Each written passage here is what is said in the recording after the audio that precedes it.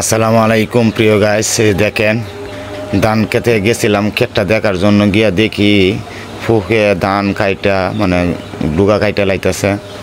পরে কি করবাম আইসি আয়া গেলাম বাজার থেকে ওষুধ আনলাম। ওষুধ আনিয়া ওখানে যে রোদের মধ্যে ওষুধ দিতেছি। দেখেন এই যে মনে করেন এটা 15 লিটার পানি কান্দের মধ্যে লইয়া এই যে ওষুধ দিতেছি। এর মধ্যে আমার ছেলেটা বলতেছে আব্বা একটা ভিডিও বানাই। আমি কয়েছে বানাও, অসুবিধা নাই, ভিডিওটা বানাও, মানুষে দেখবো। এসি রুমে বসে থাকা আর মাঠে ফসল ফলানো এক কথা নয়। মাঠে ফসল ফলাইতে হয়, অনেক পরিশ্রম করতে হয়, রোদ্রে ফুটতে হয়, হ্যাঁ, তারপরে কিন্তু ফসল গড়ে আসে, এর আগে কিন্তু আসে না। এখন আমার ছেলে বলতেছে আব্বা একটা ভিডিও বানাই, তুমি কেমন ওষুধ দিতেছ। আমি কই আচ্ছা ঠিক আছে বানাও। তো ওষুধ তো দিলামই, তো আমার কাম আমি করলাম। এখন আল্লাহর কাম আল্লাহ করবো, বাদ বাকিটা মালিকের ইচ্ছা। কিন্তু ওষুধ তো দিতে হবে। দূরে কাটতেছে, আবার পচা লাগে গেছে গা।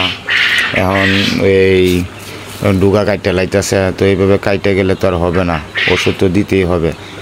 ওষুধ দেওয়ার পরে আল্লাহর ওপর তাওয়াক্কুল করতে হবে যে এখন মনে হয় ইনশাল্লাহ আল্লাহ যদি ভালো করে, দেখা যাক। অনেক পরিশ্রম বাজার মধ্যে দূরে লাইছে। এখন আমার ছেলেরা কইতেছি তুমি রোদে কারো রইছ, তুমি শ্যামারাত যাও এদিক দিয়ে। শ্যামারাত যাইতেছে, এদিক দিয়ে গেছে। প্রচণ্ড রৌদ্র, 2-3 দিন বৃষ্টির পরে দিয়ে আজকে এত রৌদ্র উঠছে, এত গরম, মানে থাকানো যায় না রৌদ্রের মধ্যে, এমন একটা অবস্থা। তারপরেও কী করুন যাবে, আমরা কৃষক, আমরা তো রৌদ্রের মধ্যে কাজ করতেই হবে। রৌদ্র ছাড়া তো আর হবে না, কাজ তো করাই লাগবে।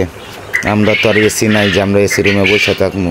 এসি রুমে বসে থাকলে তো আর ফসল ফসবে না। তারপরে চেষ্টা করতেছি যে ওষুধটা দেওয়া তো পরে গিয়ে গোসল করবাম। এখন গোসল করি নাই। এই যে ওষুধ দিতেছি 5 কাটা ক্ষেত, 50% জায়গা ওষুধ দিলে এরকম 5 কন্টিন পানি দিয়া তারপরে ওষুধটা দিতে হবে। তো দেখেন 2 কন্টিন মনে হয় দেওয়া হয়েছে, কিন্তু আমি এর ভিতরে ভিডিওটা আরও কাইটে লাইছি। 2 কন্টিন দেওয়া হয়েছে, আরও 3 কন্টিন পানি দিতে হবে।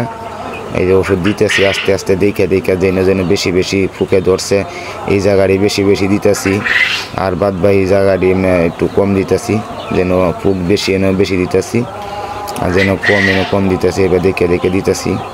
অনেক রৌদ্র উঠছে কিন্তু দেখেন রৌদ্রটা অনেক বেশি। আচ্ছা, সবাই ভালো থাকবেন, আর ভিডিওটা কেমন হলো কমেন্টে জানাবেন। সবাই তো কপি করেন, এটা পারলে কপি করে দেখায় দিয়েন। যারা কপি করেন এটা কপি করেন, এগুলো কপি করতে পারবেন, অনেক পরিশ্রম করতে হবে এগুলো কপি করলে। ঠিক আছে, ইনশাল্লাহ সবাই ভালো থাকবেন, সুস্থ থাকবেন। আমার জন্য সবাই দোয়া করবেন। আল্লাহ পাক যেন আমাকে জান মাল আল্লাহ পাক সুস্থ রাখে, ভালো রাখে। সবাই দোয়া করবেন। আসসালামু আলাইকুম ওয়া রাহমাতুল্লাহি ওয়া বারাকাতুহু।